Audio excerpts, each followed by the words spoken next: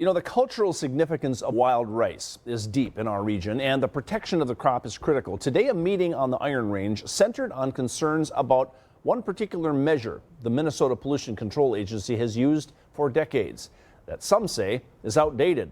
The Minnesota Sulfate Standard was put on the books in the 1970s. It's a quality standard of 10 milligrams of sulfates per liter in waters used to grow wild rice.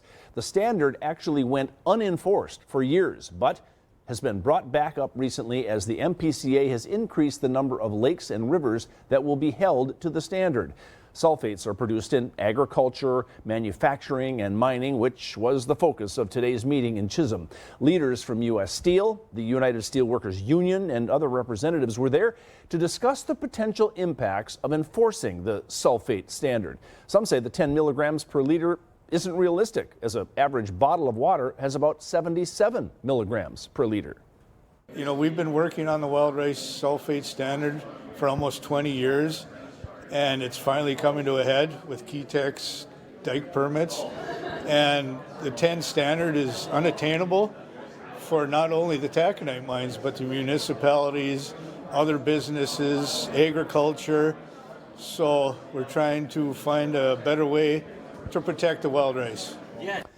There's been a great deal of dialogue about how the sulfate standard impacts Minnesota's mining industry. Enforcing the 10 milligrams per liter standard could have a wide impact in our region. It's really not a mining issue. It's a lot more complicated than that, and it's really a lot more complicated than 10. There's a lot of information out there that says that that's not the right number. Is it 8? Is it 15? It really depends on the water body. So there's a lot of work that needs to be done to make sure that we can have both prosperity and a thriving environment in the state of Minnesota. Now, the Minnesota Pollution Control Agency website says the MPCA is currently working to fully implement a water quality standard to protect wild rice from excess sulfate.